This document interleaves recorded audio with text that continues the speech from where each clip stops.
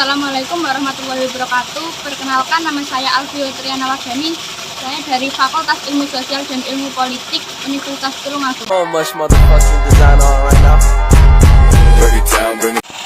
Perkenalkan, nama saya Mila Nurkumala.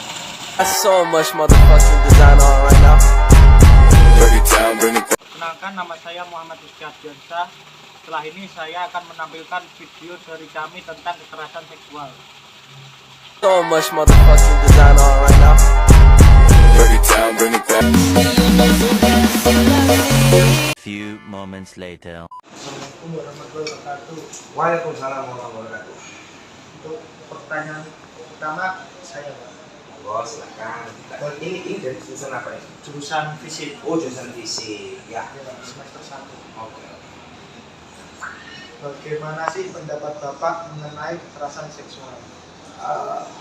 Ini berarti apa sih pelecehan seksual itu ya? Ya. Jadi kan namanya pelecehan bisa dikatakan sebagai penghinaan, bisa dikatakan dalam contoh kayak semacam kayak pencabulan, sampai kemudian pada penghinaan, baik itu pada psikis, pada non psikis sebagainya, sehingga mengakibatkan orang yang terdampak dari pelecehan itu mengakibatkan dia akan memberikan pengaruh yang luar biasa baik pada tubuhnya, baik pada psikologinya dan lain sebagainya. Terus kedua, apa saja Pak contoh kekerasan seksual itu sendiri? Iya, banyak contoh pelecehan seksual baik di masyarakat kita, kan? Baik itu yang langsung maupun yang tidak langsung. Berarti apa? Pada konteks misalnya ada persetubuhan yang tidak langsung bisa berbentuk pada konteks media, kan? Ya kan? Itu juga misalnya dengan chat via ponsel itu juga bisa berdampak pada pelecehan seksual. Sehingga ada yang bentuk verbal, ada yang berbentuk langsung ataupun yang tidak berbentuk langsung. Ya. Terus hal apa saja sih yang dapat kita lakukan untuk melindungi para korban kekerasan seksual khususnya di kalangan kampus? Ya, kalau kita bicara tentang pelindungan mahasiswa yang dampak dari pelecehan seksual itu, ya setidaknya kan di setiap kampus kan ada lembaga, ya ada lembaga hukum, ada lembaga pengabdian, ya ada kemahasiswaan yang itu kemudian berperan aktif bagaimana kemudian mahasiswa yang berdampak yang terkena kasuistik pada pelecehan seksual itu bisa diatasi baik sisi hukumnya, gitu kan, baik itu sisi korban ataupun yang pelakunya, gitu kan. Ada sisi hukumnya, ada sisi dalam bidang kemahasiswaannya, karena ada skorsing atau barangkali itu ya ada peringatan atau apa sehingga memberikan efek jerah baik kepada pelakunya dan perlindungannya kepada yang korban, setidaknya mereka bisa terjaga kerahasiaannya dan sebagainya. Terus sebenarnya upaya pencegahan kekerasan seksual apa saja sih yang bisa dilakukan oleh perguruan tinggi khususnya di Bintang?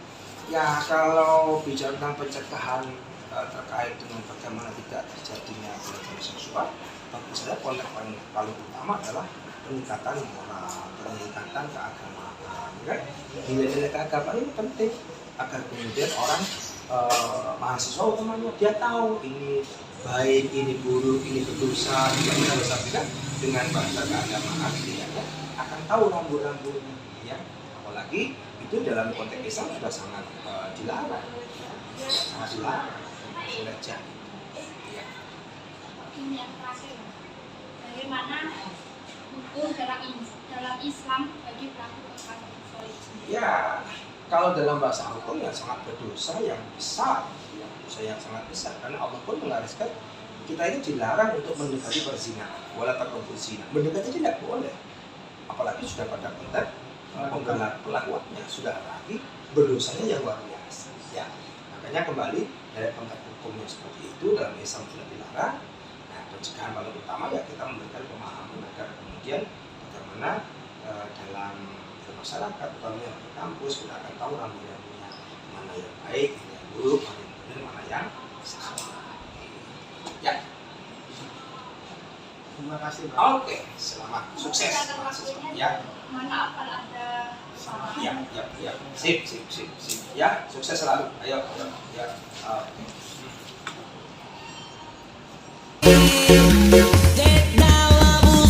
Meanwhile. Assalamualaikum warahmatullahi wabarakatuh.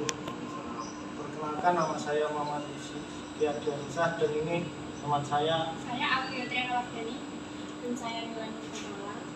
Kami dari Fakultas Ilmu Sosial dan Ilmu Politik, Prodi Administrasi Publik, Universitas Lampung. Saya izin bertanya dengan namanya. Saya Ya. Pertanyaan pertama, bagaimana sih pendapat Bapak mengenai kekerasan seksual? anaknya tentang kekerasan seksual. Pendapat saya ya itu perbuatan yang tidak baik. Dan terpuji seperti itu. Seperti kayak namanya kekerasan ya. Tidak apalagi itu kekerasan seksual tidak. Dan yang kedua, contoh dari kekerasan seksual itu sendiri. Contohnya kayak pencabulan anak perempuan.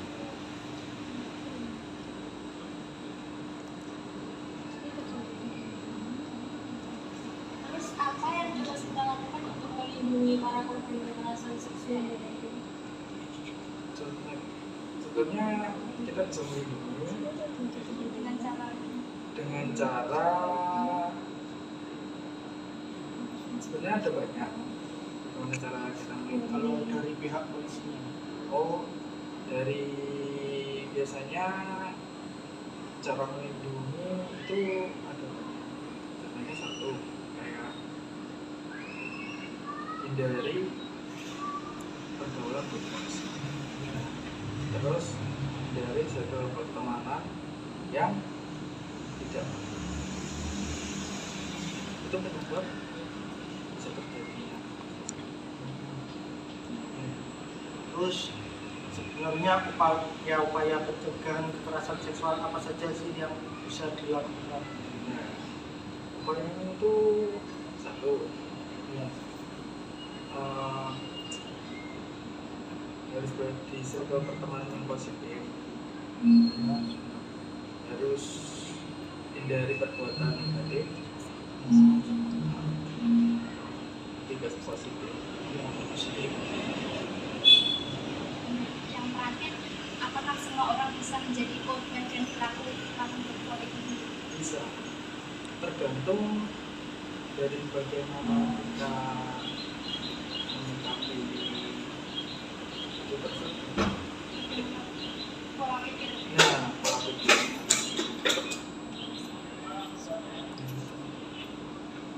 Terima kasih, Pak. Wah, Terima kasih telah meluangkan waktu untuk kami wawancarai. Kami mohon maaf sudah mengganggu waktunya, dan kalau ada kurang lebihnya saya mohon maaf. Dan sekian dari kelompok kami. Bila ada kurang lebihnya mohon maaf. Assalamualaikum warahmatullahi wabarakatuh. Just then, by sheer coincidence.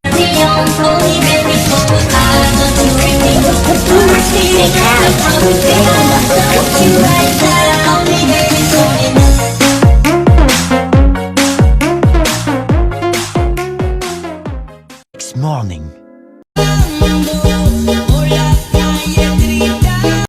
Assalamualaikum warahmatullahi wabarakatuh. Perkenalkan, nama saya Muhammad Rizky Ardiansyah. Saya dari Fakultas Ilmu Sosial dan Ilmu Politik, Prodi Administrasi Publik, Universitas Lampung. Dan sebelah saya sudah ada ini sebentar. Saya Wahyudi Dwi Prisutyo, saya dari mahasiswa Ulita. Saya ingin bertanya sedikit mengenai apa sih kekerasan seksual dan berbagai dampaknya. Bagaimana sih pendapat Masnya mengenai kekerasan seksual? Oke, sedikit saya tahu tentang kekerasan seksual dengan pendapat saya, yaitu kita sebagai mahasiswa juga sudah hal yang bukan yang tabu ya terkait kita membahas tentang pelecehan seksual. Kita juga melihat marak-marak kasus yang ada di masyarakat maupun yang ada di sekarang di media sekarang itu sangat membuat kita prihatin. Itu apa sih pelecehan seksual itu? Nah, jadi yang saya ketahui itu pelecehan seksual itu mengganggu kehormatan seorang, mengusik secara fisik terus menerus. Akibatnya yaitu nanti akan tergangguan mental, juga mengganggu kesehatan seseorang tersebut. Jadi karena kemarin-kemarin kita juga bisa melihat kasus-kasus yang ada di TV ya, itu juga pelecehan seksual itu sangat marak terjadi. Akhirnya pada kemarin itu kan sudah disahkan tentang peraturan undang-undang yang mengenai tentang pidana pelecehan seksual. Jadi mengganggu kehormatan seorang dengan menggunakan fisik terus menerus, akhirnya berdampak dengan penggangguan mental seseorang tersebut. Jadi pelecehan ini kalau kita itu harus bisa dihilangkan dari, karena mengganggu mental seseorang, karena juga milenial sekarang juga kebanyakan kan hampir kejerumus ke situ saja. Nah, jadi ayo kita bareng-bareng itu bisa menghilangkan, dalam arti kita membatasi dan mengasih solusi terkait apa kita nanti mencegah untuk pelecehan seksual di kalangan milenial. Itu karena yang saya tahu itu banyak kasus yang marak yang ada di masyarakat terkait pelecehan seksual itu yang membuat kita prihatin.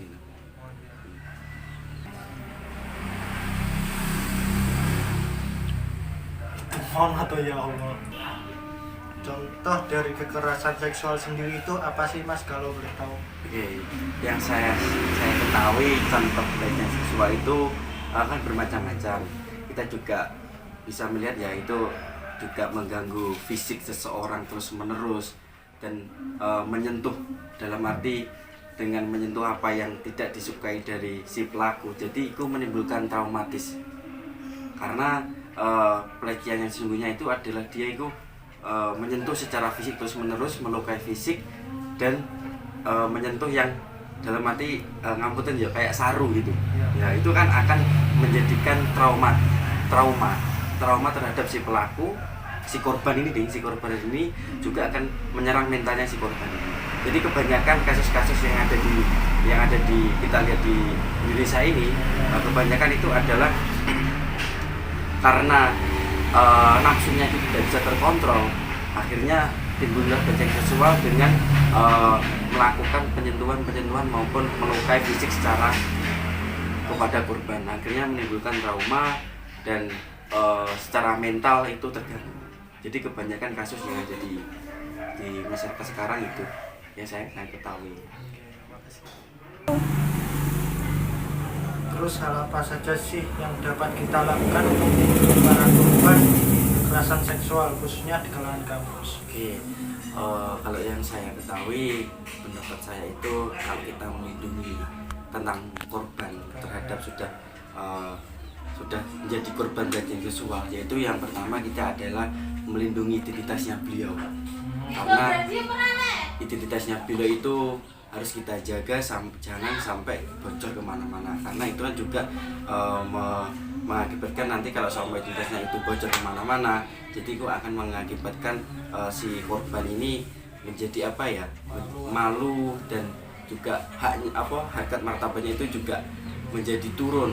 Nah, juga kita melakukan secara pengamanan maupun kemanusiaan secara si korban ini harus kita amankan mulai dari keluarganya maupun harga bendanya. Jadi sewaktu-waktu bila ada ancaman dari si pelaku, kita bisa membantu untuk mengamankan si korban ini. Karena kenapa? Kalau sudah melakukan itu, kadang si pelaku ini mengancam. Jangan sampai bilang-bilang. Nah, ini kita harus bisa melindungi si korban ini dari si pelaku ini yang mau menjahati kembali untuk si korban itu. Juga kita menyembunyikan identitasnya agar tidak semua orang itu tahu tentang si korban ini. Mungkin yang kita lakukan secara dasar, dan dasarnya mungkin itu mungkin kalau nanti juga bisa kita melindungi dari lembaga perlindungan anak maupun seksual, itu kita bisa kasih pendampingan secara bagaimana gitu.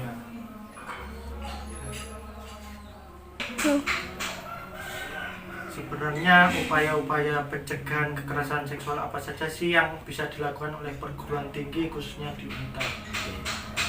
Ya kita kalau mencegah pelecehan seksual itu berbagai cara ya. Kita juga bisa melakukan secara kita sosialisasi terhadap bahaya kita seks bebas, mengakibatkan bisa terkena AIDS. Karena orang terkait AIDS itu sudah sangat fatal, umurnya tidak akan panjang karena penyakit berat yang berbahaya. Juga kita melakukan edukasi tentang masa remaja itu jangan sampai bergonta-ganti pasangan dan segala macam. Kita juga melakukan kerjasama sama KPAI perlindungan anak maupun yang pencegahan seksual terhadap, mungkin nanti teman-teman mahasiswa itu bisa mengetahui apa sih nanti bahayanya terkait pelecehan seksual maupun berganti-ganti pasangan. Jadi kayak semacam itu tadi, kita melakukan sosialisasi, edukasi maupun kerjasama dari bidang terkait kita stop pelecehan seksual, karena impactnya ke depan itu sangat berbahaya bagi si korban ini, karena mental dan itu sangat nanti akan terganggu. Jadi itu melakukan edukasi maupun sosialisasi. Ini pertanyaan terakhir, apakah semua orang bisa menjadi korban dan pelaku kekerasan seksual itu? Kalau pelecehan seksual, pelaku dan korban itu kita itu tidak bisa mematok usia berapa maupun kalangan apa aja tidak. Jadi pelecehan seksual itu bisa menimpa dari semua orang. Pelaku juga itu bisa dilakukan dari semua orang. Karena pelecehan seksual itu adalah hal yang katanya itu bukan tabu lagi yang di masyarakat, itu sering-sering dilakukan, terjadi di masyarakat. Jadi kalau pelaku di usia berapa yang sering terjadi di usia berapa itu hal yang wajar sih, itu bisa terdampak dari segala usia, bahkan yang dari tingkatan SD, SMP, seakan usia kebaya itu yang tua-tua itu masih juga kadang itu menjadi korban pelecehan seksual. Jadi tergantung pola pikir dan untuk mengontrol semua pikirannya untuk tidak melakukan pelecehan seksual. Karena pelecehan seksual ini adalah orang itu kalau sudah hal yang di bawah alam sadar pikirannya gitu. Karena yang untuk birahi dan untuk itu membara-bara. Jadi gimana jadi kita untuk mengontrol maupun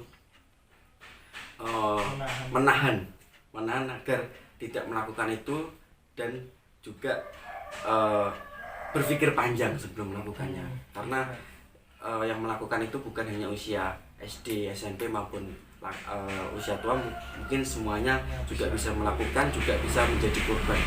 Jadi alangkah baiknya kita juga bisa mengontrol dan berpikir panjang.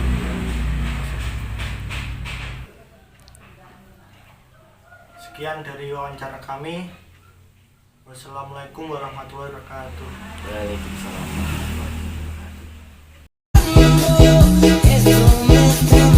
Many tic-tacs later. Perkenalkan, saya Mila Nur Kumala dari Prodi Administrasi Publik Universitas Tulungagung. Saya di sini bersama adik SMK dari SMK Pogalan Trenggalek. Perkenalkan, nama saya Diana dan salah satu siswa dari SMK Negeri 1 Pogalan Trenggalek. Di sini saya mau menanyakan ya, Dek, tentang kekerasan seksual. Apa pendapat Anda mengenai kekerasan seksual itu sendiri? Kekerasan seksual merupakan tindakan yang negatif para remaja saat ini. Oh, di kalangan SMK dan SMA. Terus contohnya itu dari kekerasan seksual itu sendiri itu apa kalau di kalangan SMK? Contoh kekerasan seksual lebih umumnya banyak terjadi pemerkosaan pada para remaja dan siswi SMK. Oh, Yang ketiga ya, apa yang dapat kita lakukan untuk melindungi para korban kekerasan seksual itu sendiri? Lebih melakukan hal-hal yang positif dan menjauhi hal-hal yang negatif dan pergaulan bebas. Dan apa yang kita lakukan untuk mencegahnya itu agar tidak terjadi kekerasan seksual pada remaja khususnya? Lebih memilih teman yang positif dan mendorong kita untuk lebih baik. Dan yang terakhir ya, apa semua orang bisa menjadi korban dan pelaku dari kekerasan seksual itu sendiri? Bisa. Kayak apa ya? Seperti kita Lingkungan. Graduation day.